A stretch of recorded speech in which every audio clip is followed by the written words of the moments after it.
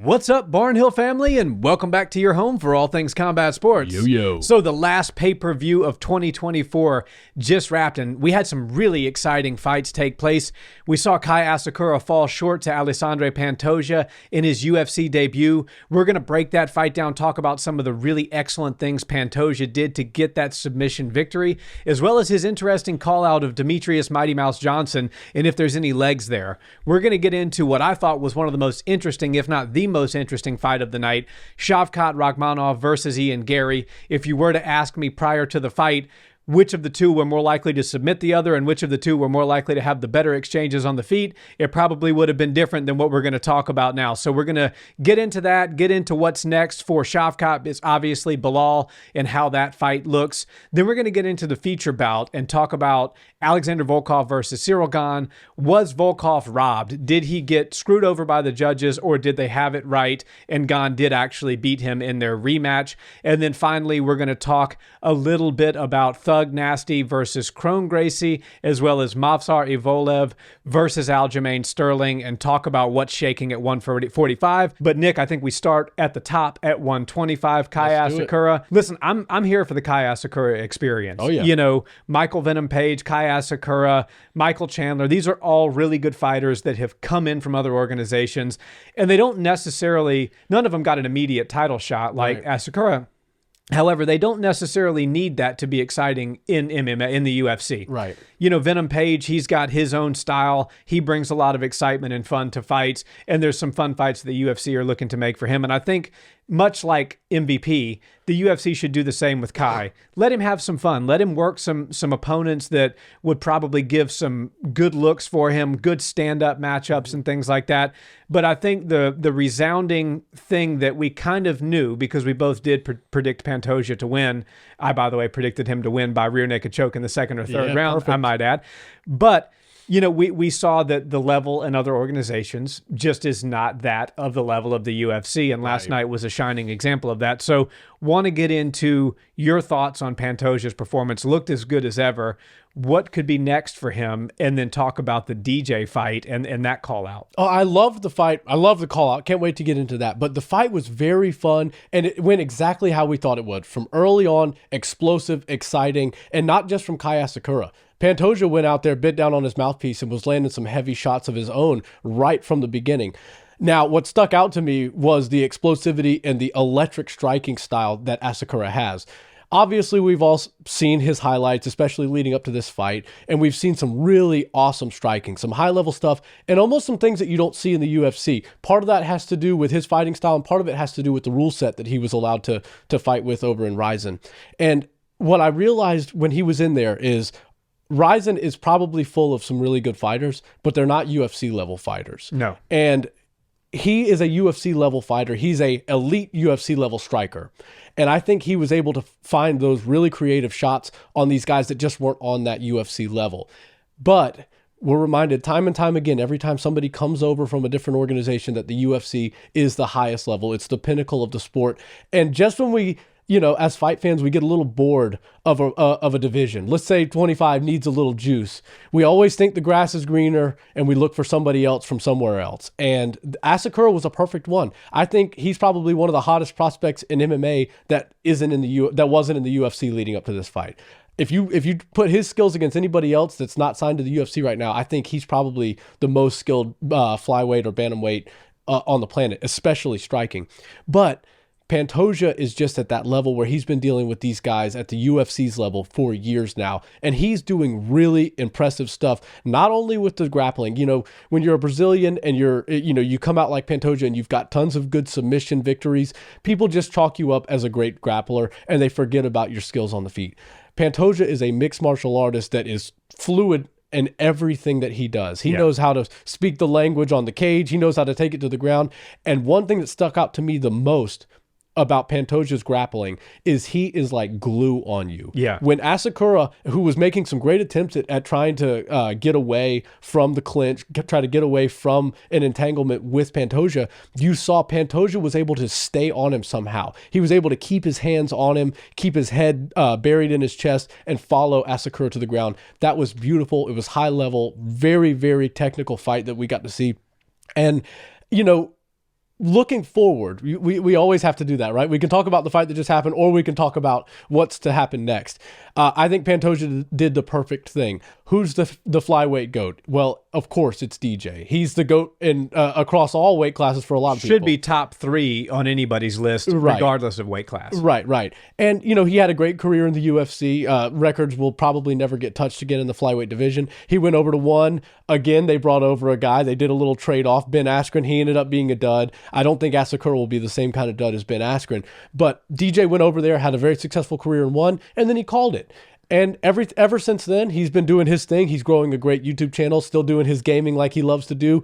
And then the other thing he's doing is he's grappling a lot. He seems to be entering in these jiu-jitsu tournaments, not a prize fight like he's used to getting paid for at the end of these competitions. He's just going out there, signing up, paying his $150 or whatever it is to get into the tournament and competing with these guys. And winning. Right, exactly. So he's doing a great job. And I think that Mighty Mouse is a competitor through and through, all the way down to the core. And I think that if he gets called out by a guy in the UFC, he's done. He said he's done fighting. He said he's done with one. He said he doesn't want to get out there again, but he's a competitor. And he just got called out by a guy who owns his former throne. So I feel like DJ probably will come back for one fight. And if there is one fight, it's only going to be for the UFC. It's going to be for the belt, and it's going to be against Pantoja. Well, if the UFC could do if it's possible to do big numbers at 125, it would be Pantoja versus DJ. Right. Biggest for sure for the division. Absolutely. And DJ's beloved. I don't know any MMA fan that doesn't like DJ. You see John Jones, Anderson Silva, a lot of people love them and revere them, and rightfully so, but they also have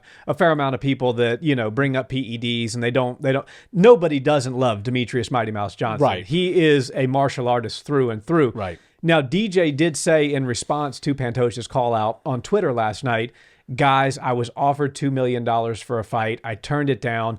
I don't want to do this anymore. And so there you go. I think we have to take him at his word to a level. Right? How does $3 million sound? Right, exactly. to an extent, we have to take him at his word. And DJ is the kind of guy, he lives a very disciplined life. Right. He's not a flashy guy. He's not Sean O'Malley. He's not spending all of his money. Right. DJ's probably making a lot of money off of YouTube, off of streaming. One championship obviously paid him well. Sponsorships. Demetrius Mighty Mouse Johnson doesn't need money to come back and win. Right. So I think what he needs is that something that gets him out of bed. Yeah. And he's obviously still got the fire. Right. Because if you're competing in jiu-jitsu tournaments, you want to compete. I mean, it's a competition to some level, and DJ is now a black belt in jiu-jitsu. And one thing about mixed martial arts, it's completely different than jiu-jitsu. Right. And even more different than jiu-jitsu and the gi. So for him to go and kind of explore that part of martial arts to the point that he's entering and winning national and international tournaments at the black belt level, yes, he's competing in the masters divisions. And for those that don't know, in IBJJF jiu-jitsu, masters start after 30, so he's not competing against the Mikey Musmechis and the Ruotolo brothers, the or anything open like that. class. Yeah. He's not competing in those divisions, but he is competing against very high level grapplers, doing something that is completely different than what he did inside of that cage. And most of them only do jiu-jitsu. Exactly. They're only doing that, and he's coming over and doing that and then beating them. So DJ is a competitor through and through. And I brought up the jiu-jitsu because to me it makes for a really interesting matchup.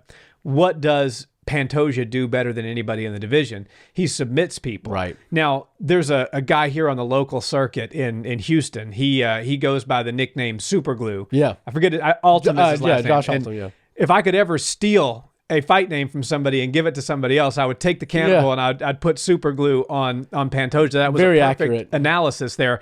I don't think anybody gets the back like Pantoja. I mean, that guy is absolutely ruthlessly hunting for the back, and he does it standing. He does it on the ground. He does it mid-striking exchange. And to see DJ now kind of working and focusing on that aspect of his game would make for a really interesting fight as far as the stylistic X's and O's are concerned. So I personally would love to see it. To me, it's a win-win situation for DJ. He comes back, he makes a bunch of money. The fans love him. If Pantoja beats him, DJ's still the GOAT at 125. Yeah. Pantoja's only chance at being the GOAT is actually beating DJ and then going on a 4 or 5 fight run after that with impressive finishes. But if he could get DJ on that resume, it would make for a real compelling case. And DJ is, I think, 37, 38 years old now, but he looks like $1 million. He still lives the lifestyle. He's still in the gym every day.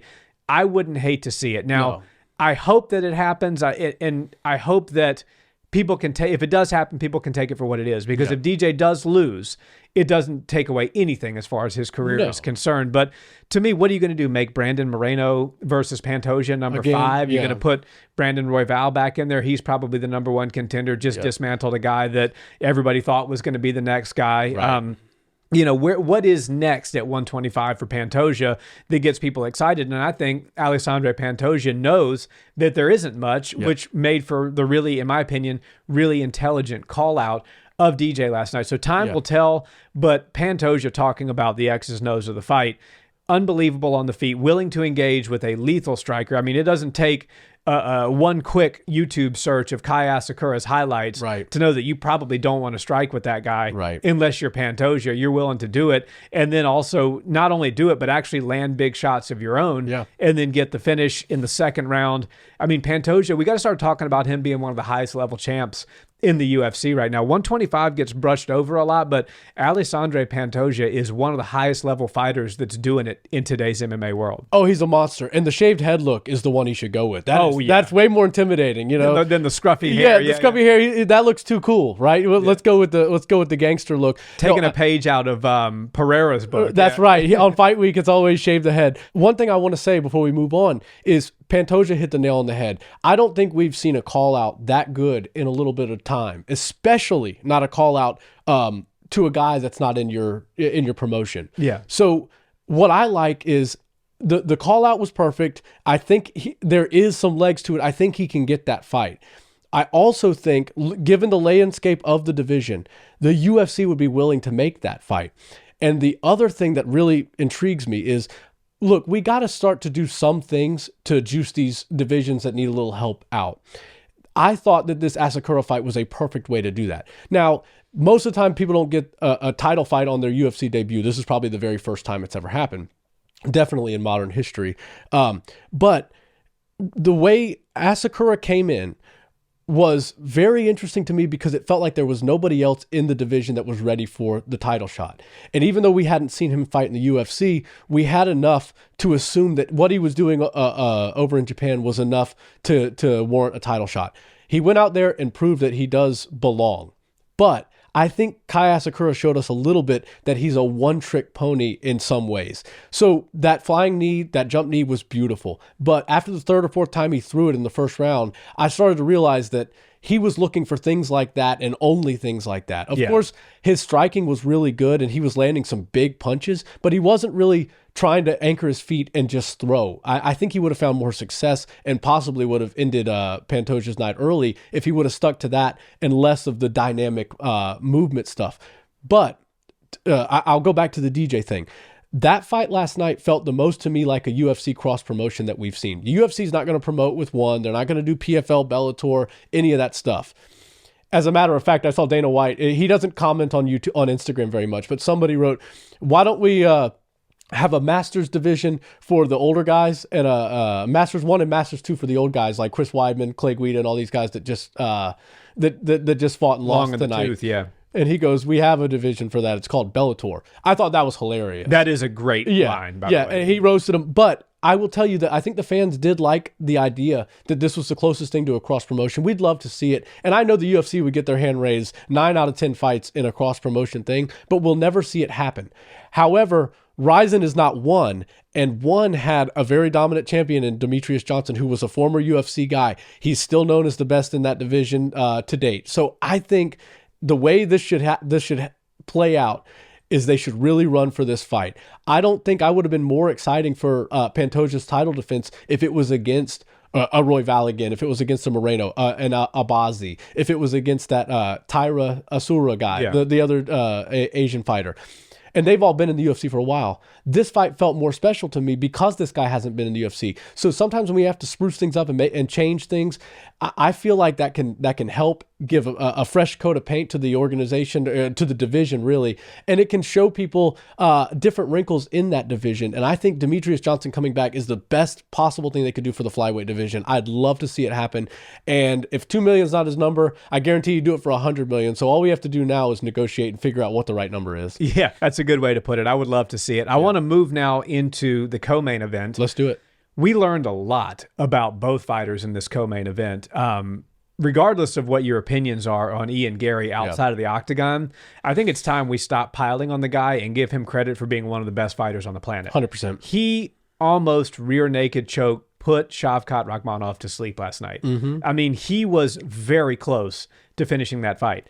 And if you had asked me prior to Rakhmonov versus Garry, and you were to say to me, one of these fighters is going to land the biggest strike of the night, and it's going to potentially rock the other guy. And then another one of the fighters is going to have the other one in a rear naked choke and be razor close to finishing the fight. For 2 to 3 minutes. Exactly. I would have said, okay, Ian Garry's going to land the best strike. Yep. Shavkat Rakhmonov's going to be the guy with the RNC. Uh-oh. I could not have been more wrong. Right. Now, you nailed this prediction, by the way. Thank you very much. You predicted that Shavkat was going to win. You predicted 3 rounds to 2, and you said that for the first time in his career, he's going to go to the judges. So we have to give you, as the kids say, your flowers. Thank you for so that. much. So, really, really good stuff out of Ian Garry. He was able to hang with Rakhmonov in the grappling exchanges. He was able to do some beautiful reversals. He was able to do some grappling of his own and get and hold, as you said, for 2 or 3 minutes, what is considered to be the most dominant position in the grappling spectrum, which is having somebody's back, body triangle, working a rear naked choke. Right. That's sort of the pinnacle of where you want to be if you're trying to end the fight with grappling. Right. So, really, really high-level stuff out of Ian Garry. But then Shavkat almost looked like Dmitry Bivol out there, bouncing back and forth, in and out, throwing great. His jab looked beautiful. Yep. A couple of those overhands were really good. We saw some spinning heel kicks from Rakhmonov That were inches away from landing. Yeah, I mean, this was a really interesting fight, and not for the reasons that we thought it was going to be. Yeah. It was, we saw a lot of striking wrinkles out of Shavkat that we haven't seen before, and we saw some high-level grappling out of Ian Machado Garry. Very good. So leaning into what's next for Belal, what's next for Shavkat, sorry, we have Belal Muhammad. I think it was good for him to say, hey, Belal's here in the audience, bring him in, let's do our face-off. Yep. That kind of solidified the deal. To me, that was a good call on Rakhmonov's part, and Belal certainly played ball and got in there and faced off with him. Belal's not the striker that Ian Garry is. No. And Shavkat was able to hang, and even better in some exchanges, Ian Garry in the striking. So I think Shavkat's going to have a real advantage as far as striking is concerned. Yeah. And now you have to start to ask yourself, well, can Belal expose him grappling? And that's almost a crazy thing to think about. Like, is the ideal game plan for Belal Muhammad to try to expose Shavkat Rakhmonov's grappling deficiencies, which good luck finding them if you can find them. But Ian Garry certainly found one last night. Yeah. And, so I think it's really a compelling matchup. It's a great fight. I'd love to see them get on the books right after Ramadan. Yeah. We know that neither one of them are probably going to fight during that time period. Belal's healing up. I say, sometime in May, let's make that fight happen. That is a really, really solid 170 next title fight. 100%. And before I get into the Ian Garry Rakhmonov, when they brought Belal in, he wasn't out there with no shoes on. But remember, Rakhmonov didn't have shoes on because he was just finished fighting, and he was towering over Belal. He's huge. I know he's a big guy, and Ian Garry was actually taller than him, which is crazy. But Belal is going to have a significant size disadvantage against Rakhmonov. I don't think he's going to be worried about that because he's built that way for a long time. He's been running good stuff in the division for a long time, so he's not worried about that. But it was interesting to me to see how much taller Rakhmonov was than Belal. But when you get into this fight, man, Ian Garry, I think we all knew that he was good on the feet and probably, deserved the 15-0 and deserved the ranking and the hype that was coming up behind him. But there was a different level of hype behind and an authenticity, behind Rakhmonov's hype. It felt to me like it was a little bit of a house of cards with Ian Garry. People were like, yeah, he's getting there. He's still winning all of his fights, but we don't really know how long this is going to last. Whereas Rakhmonov, people are like, he's just a storm and nothing's going to stop him anytime soon. what I realized in the first round of that fight, Ian Garry has some really good takedown defense. The best takedown defense we've seen out of a striker since Ciryl Adesanya showed us those new wrinkles in his game back when he was the champion at 185. Those were really high level defensive cage work, defensive wrestling, anti-wrestling that Ciryl was doing, and Ian Garry was doing some of the same stuff. He looked so good. And the biggest thing that stuck out to me was Rakhmonov's respect for Ian Garry. Rakhmonov hasn't shown a ton of respect to his opponents, and that's simply because he feels they don't belong with him. And shortly after he feels a couple of their punches, he knows they don't belong, and then he can get them out of there somehow. With Ian Garry, he tried a little bit of the grappling, realized it was going to be harder to get the fight to the ground than he anticipated, and he didn't want to gas himself out, especially being a 5-round fight in the UFC, which is different than 5 rounds anywhere else. So I feel like Ian Garry's defense improved so much, and it caused Shavkat to kind of hesitate, which we haven't really seen before. We've never seen Shavkat maybe second guess some of his techniques, his approaches, his entries, but he really was. He was a cautious, calculated fighter, and that was a big part of my prediction when I was talking about how this fight will go. Both guys are undefeated. There's a title shot on the line. They're going to be calculated. And I mean, that's what we saw out of these two. Usually you see that every time there's a title fight on the line. The main event, Kai Asakura and Pantoja did the exact opposite of that. But these two guys knew how much was on the line. And as the fight's going on, my respect for Ian Garry just kept going up and up and up. And even when he found himself down on the ground with Rakhmonov on top of him, he was still very active. And what I noticed, obviously we all saw Charles Oliveira in his corner. He's been traveling the world, getting knowledge from all corners of the world and trying to get as much knowledge in MMA as he possibly can to create his own game plan. And he's working with Du Bronx right now, the shoot to box guys. And I'll tell you, he looked a lot like Charles Oliveira on the ground, especially when he had the full guard, which I was a little confused. He wrapped up the body triangle from the bottom, which is very much a defensive tactic. If somebody's on top of you, you need to work to get up. You don't need to worry about staying on the bottom. But he locked it up, and he was able to find some decent elbows, some good striking, and really mitigate the damage that Shavkat would usually be able to do from the guard position where he's sitting on top of you. Shavkat obviously still was able to find some good shots on those exchanges, but for the most part, Ian Garry's defense looked very buttoned up. And the way the landscape of this division works, obviously Shavkat was ready for a title, and now he's even more clear the number one contender. But Ian Garry, his stock went up, and I believe he's going to be even harder to match up moving on with his career, because people realize he's not some easy fight. He's not some gimme. He's not some big name that you can just attach yourself to and go beat up. He's going to be a tough fight for everybody in that division. So I think the way they move forward with this, Belal and Shavkat settle their business, see who the champ really, who's going to leave with the belt. And then we do Leon Edwards and we do Ian Garry. That was going to be my suggestion as well. And honestly, with a win, especially a knockout win over Leon Edwards, I think they would put Ian right back into a title shot, 100%. again, like a rematch against Shavkat or something like that, because that was a really, really close fight. Mm-hmm. Now, I want to ask you one more question before we move on to the next topic, specifically related to Shavkat and Belal. Mm-hmm. I think when we spoke before, you said that your clear-cut pick for Shavkat versus Belal Muhammad would be Shavkat. Right. After last night, seeing as how competitive that fight was with Ian Garry, does that change your opinion on what potentially could come with Shavkat versus Belal, or do you think Ian Garry was just that good and it doesn't really sway your opinion into thinking that maybe Shavkat's not ready for Belal Muhammad? So yeah, the first thing I noticed is Ian Garry was not as advertised. He's better than most people thought he was. And look, Ian Garry's been telling us he's the future, he's the truth for a while now, and it's taken us a while to really get behind him and understand that he's the level of a Shavkat Rakhmonov. And maybe it has to do with where he's from. Maybe it has to do with the way he's good on the microphone, or he's just, handsome figure, whatever. But I do think that his level of respect in the division will go up tenfold after his performance with Rakhmonov. And I think that Belal Muhammad versus Rakhmonov is a completely different fight. So while Belal saw some weaknesses in Shavkat's game, he's not going to be able to exploit them the same ways that Ian Garry will. Shavkat's not going to be as cautious to enter into the striking with Belal as he was with Ian Garry. That's going to change the way the fight goes, the tempo and everything. I believe we will see a much more grappling heavy fight between Belal and Rakhmonov than we saw, because both guys are more willing to strike with one another, which will lead to that clinch work that Rakhmonov loves. And right from there is where Belal finds his sweet spots. He loves to go in there and grind you out up against the cage once you tie up in a clinch. So this fight will be completely different.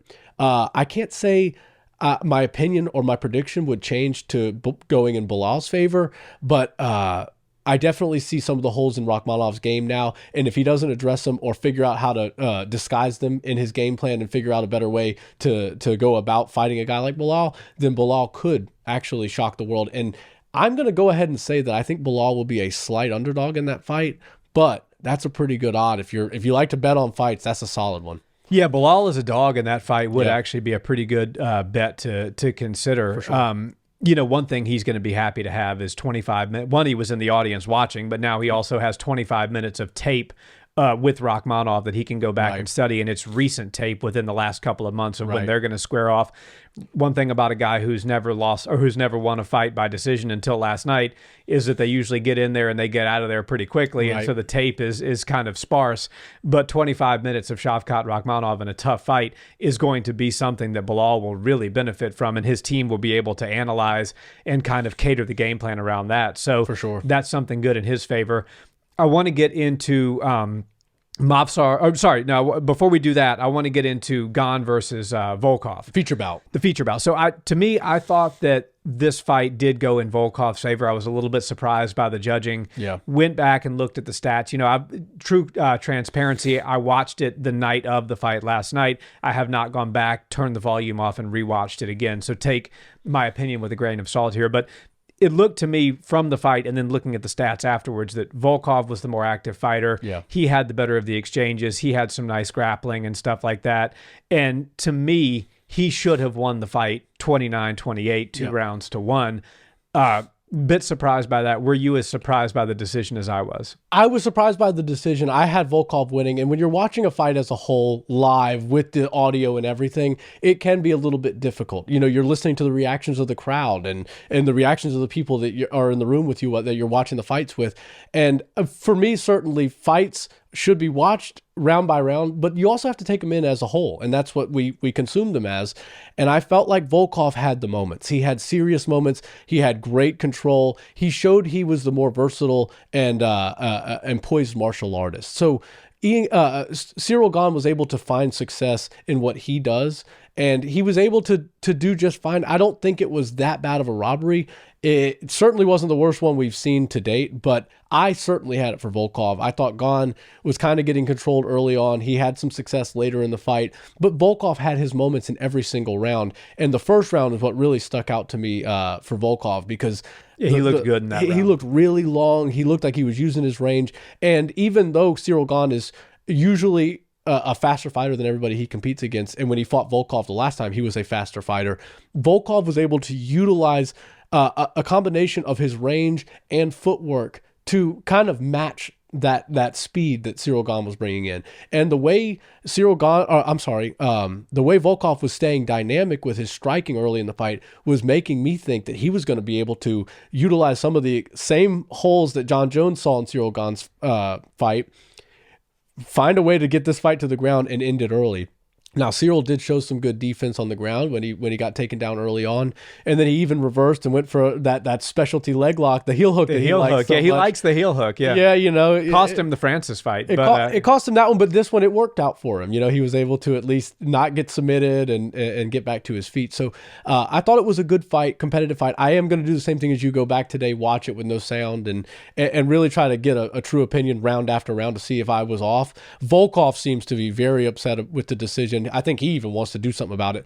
Nothing's going to happen. It was a close fight. Number 2 versus number 3, though, so I don't think Volkov will lose much stock in the division. I don't think he should lose his ranking, certainly. And I guess these guys are just going to have to wait and see what happens with Tom and John Jones. But whoever wins that fight and decides to defend the belt next, I don't really like the chances for Volkov or Ciryl Gane. Yeah, I mean, whether it's John or Tom Aspinall, after watching that last night, I don't think either one of them poses a threat to actually getting the belt. But unless it's Volkov round 1, because Volkov round 1 was very entertaining, very difficult for Ciryl Gane to understand. And I think if he came out with Tom Aspinall, he would look for those sorts of things. But Tom Aspinall knows how easy it is to get Ciryl Gane down, so he would take him down just like John Jones did. Yeah, it's going to be really interesting. Volkov looking like a gigantic Patty Pimblett with the braids last night. I was surprised. The hair at the weigh-ins was cool. Like I was like, he's going full like Ivan Drago here. Got the blonde swoop. And I like that. He braided it up. I was like, he looks like a giant Patty Pimblett. A supersized me version of Patty Pimblett. Yeah, I'm never going to knock somebody for his personal looks if that's his style. I cornrow my hair, right, for fights. But it was a different look. Yeah, for sure. And so let's get into 145 now, and I kind of want to talk about 2 fights and what could shake out in the division. To me, the far more high level and entertaining fight was on the prelims. Unfortunately, I think it should have been on the main card. That was Movsar Evloev versus Aljamain the Funkmaster Sterling. Sterling looked good, man. I love Aljo. He has got some real skill to get in there and wrestle with Movsar and look as good as he looked in those moments. Obviously, I thought as the fight went on, Movsar started to figure things out. I thought Aljo won the first round and Movsar won the rounds number 2 and number 3. But very close fight, very good fight. And then, talking a little bit about what's next in the division, you had also Bryce Mitchell versus Kron Gracie. Yes. And Kron Gracie unfortunately showed us that pure jiu-jitsu, it's not 1993 anymore. Right. Pure jiu-jitsu does not work in mixed martial arts, in today's mixed martial arts. Right. You have to have other skill sets. Even Cesar Gracie posted on Instagram last night, under no circumstances should you pull guard in an MMA fight, ever. I mean, it's really not a good idea. No. And for somebody like Kron, he's been at the highest of levels of jiu-jitsu, but even still today, you see the Ruotolo brothers and Mikey Musumeci and these guys, they've evolved the game, and I don't think that Kron has really kept up with that. Right. You mentioned one-trick pony earlier when you were talking about Asakura. Kron Gracie is the definition of a one-trick pony in MMA. But that party trick don't work anymore. Yeah, that's not a next-level party trick. No. It is a party trick that gets you knocked out like Bryce Mitchell did. It's dangerous. Bryce Mitchell, Rolly Delgado was in his corner, and back when we lived in Georgia, Rolly came through and trained with us, and he's like a really, really high-level jiu-jitsu coach. And Bryce is a really good jiu-jitsu guy as well, maybe not to the level and accolades of Kron, but certainly in the framework of an MMA rule set, very dangerous, as we saw last night. Kron went to pull guard. Bryce Mitchell slammed him down, finished the night out with some elbows. Yeah. What are your thoughts on what's next for the division? I'm seeing people saying we should go ahead and make the Evloev versus Mitchell, see what happens there, because Ilia Topuria is probably going to fight Volk next, and then just get your thoughts on whether or not the card placement was wonky to you and what could be next for Kron Gracie. Yeah, the card placement was wonky, and I guess maybe because Bryce Mitchell is very entertaining and Kron Gracie he's got the last name. Yeah. So that's like historical. That's like a piece of history that's taking place before us. So and he's the only one still in the UFC carrying that last name. Right. And he's 5-2 in MMA, and your point about him not maybe staying up to date with the Mikey Musumeci's, the Gordon Ryans, you can't do that. Those guys focus on jiu-jitsu 100%. If you're focusing on MMA, which Kron Gracie's been doing for a while now, you have to get it all the way in. You're not going to stay on the same level as these jiu-jitsu guys. Your jiu-jitsu is going to stay really good, and it's even going to continue to improve. But the guys that spend 6 hours a day on it are going to move faster than you when you got to leave wrestling class and go to kickboxing, and then you got to go to boxing and whatever. Right. So Kron Gracie just doesn't have enough hours in the day. Now, for me, the UFC showed us, especially in the title fight, in the main event, that there's a different level between the UFC and all other divisions. And Kron Gracie, like you said, is a one-trick pony, but that trick does not work anymore. It does not work in modern-day MMA, and it almost feels like Kron Gracie is disregarding MMA's evolution when he goes out there and tries to pull guard. And I love that Bryce Mitchell had zero hesitation to jump right in his guard, because that shows how an MMA fighter sees these jiu-jitsu players. Okay, you want to try to grab onto me, you want to pull guard, we're going to make you pay for it. This is still a fight. We're not doing submission only. There's no gis. There's no rule set that's going to keep you safe from strikes. I'm going to hurt you. And Kron Gracie didn't learn from his mistakes. He spent the first 2 rounds completely on his back, not even really looking for ways to get up. just getting beat up by Bryce Mitchell. And then he does the same mistake. They call it the definition of insanity, is doing the same thing over and over again and expecting a different result. Well, when you give a guy like Bryce Mitchell the same sort of data over and over again over a 15-minute fight, he's going to get to timing on it. And as soon as Kron Gracie jumped guard that third time, or in the third round, I think it was even more than 3 times, Bryce Mitchell identified it, and I love what he did. He put his elbow in to reinforce the drop, but what he did was brilliant. As soon as he put the elbow in, he dropped. Most of the time when you see it, think of a Michael Chandler or a DC. Back in the day when DC used to pick up his opponents, they'd pick them up and then they would settle. And that gives your opponent time to maybe brace for the fall, time to figure out how they can catch themselves when they hit the ground.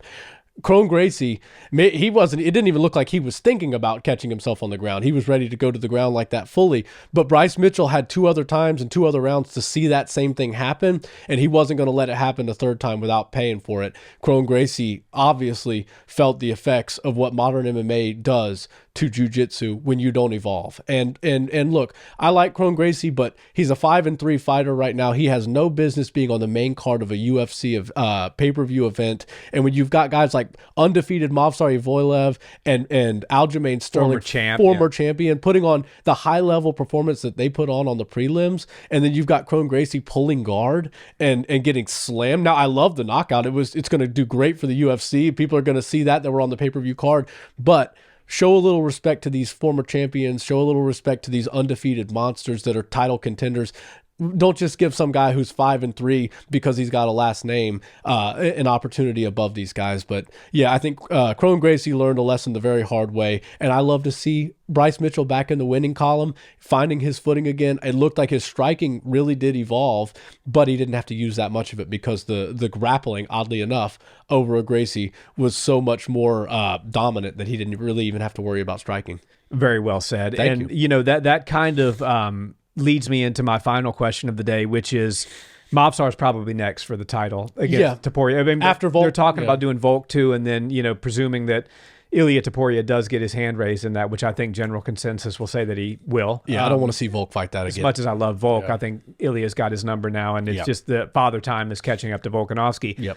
I don't know that I saw enough out of Movsar last night to say that he can beat Topuria. Realistically, Topuria, I think, deals with him on the feet. And 100%. Topuria is a really good. He's not. He didn't grow up in the Division I wrestling like Aljo did, but he's really good with his grappling. I mean, he was a submission guy before he came into the UFC. Right. So I think that, in my opinion, I did not see enough out of Movsar, even as high level as that fight was last night, to say that it's going to be competitive when he gets in there against Topuria. Yeah. I think Topuria is a cleaner striker than Aljo.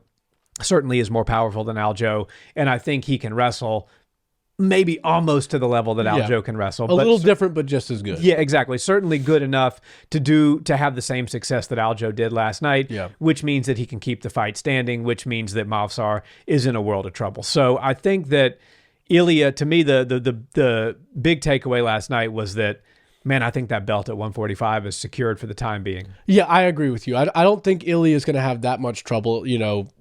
Let's just say Bryce Mitchell goes on a tear. We've already seen how that fight happened. And I love Diego Lopez, but I don't see that being ultra competitive unless it's just... Diego's too wild. Yeah. It's fireworks at the beginning. Somebody can get caught. That's how Diego wins that fight. But he's not going to beat him over 25 minutes. And Ilia has Volk's number. I want to see Volk have some fun. I don't want to see one of our favorite fighters get cleaned up again. And usually when a younger, now champion beats you the second time you come around, it's only worse for you. So, yeah, I get it that they need to put Volk in because he's done so much for the division. He deserves it, and I would never want to take that away from him. But Movsar does seem like eventually he's going to become the undeniable number one contender. He's going to get his title shot. But remember, he has 0 finishes in the UFC, so a cool knockout by somebody, or even after Aljamain's performance last night, a lot of people thought that he looked really good out there. Maybe he didn't win, but he certainly proved that he belongs in the top of the division. So stylistically, I'd love to see Aljo get himself a couple of wins and find a way to that title, because I think that might be one of the most intriguing matchups for Ilia at the division.